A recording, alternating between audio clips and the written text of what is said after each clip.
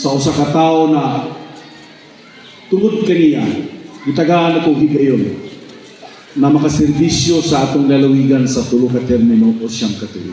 Way lain tao na naghatag sa ako o pagsalig o ako ka nang isuklian sa kinasingkasing na serbisyo.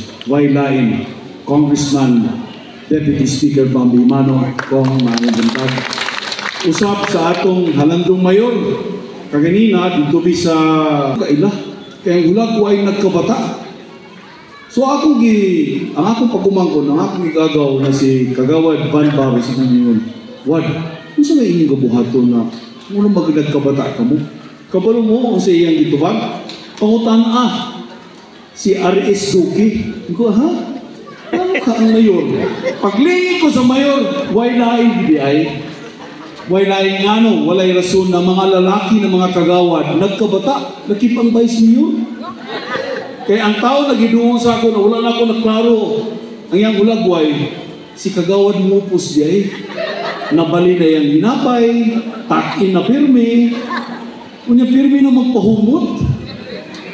Di tao pwera tiyaw sa atong mga kagawad, nakip na din sa linya, ang atong Chief of Staff, linya, rabanis mga kagawad, Boss Mato, kagawad sa lungsod sa Claveria, Mayor Doki, salamat kayo. Sa mga kapitanes, barangay kagawad, kung kaninyong tanan may buntag. Tubag sa pangutana, ngano naapagapon ko sa inyong matubangan. Isip pasalamat mga kaigsunan. Sa higayon na inyong gihatag kanako sa siyam katuig. Dili alin, 2016 hangtod atong Hunyo 30, 2025. O dili maginako o palibaran si Congressman Bambi Mano. Ang akong utang kapubuton kaniya o sa iyang pamilya, dili na ako mabayran. Busa nagingon siya, ano ba diay kung wala ka na sa pangapundanan? Uba niya ako sa pagpangalagad o pagserbisyo.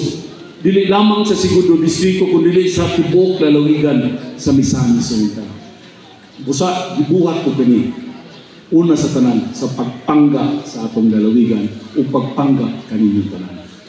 Salamat, may hinaot na maayo, mapadayon ang kalambuan sa atong lalawigan ilabi na sa lungsod ng Claveria na ako guminahal.